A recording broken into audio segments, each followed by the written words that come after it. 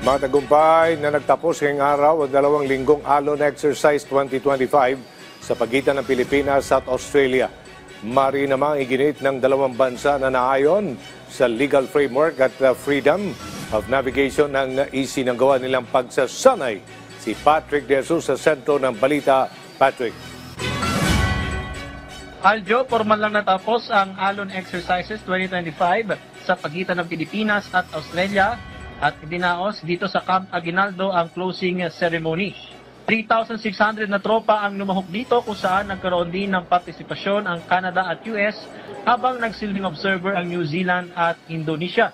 Isinagawa ang 2 linggong pagsasanay sa Hilagang Luzon at Palawan at kabilang dito ang Maritime Cooperative Activity sa West Philippine Sea, Combined Joint Forcible Entry Operations at live fire exercises.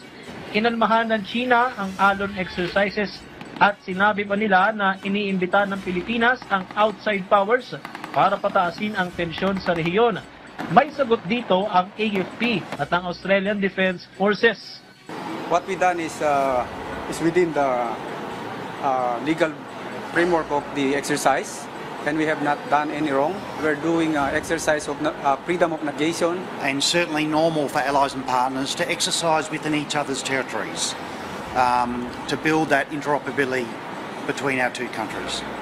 Kada 2 taon sinasagawa ang Alon Exercises at ang ikatlong iteration nito ay gagawin sa 2027.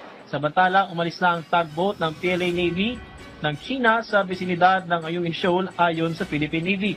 Una nang iginiit ng Philippine Navy na sa kabila ng naging presensya ng tugboat ng China, walang dapat ikaalarma sapagkat hindi basta-basta maalis ang BRP Sierra Madre sa Ayungin Shoal. Aljo. Maraming salamat, Patrick De Jesus.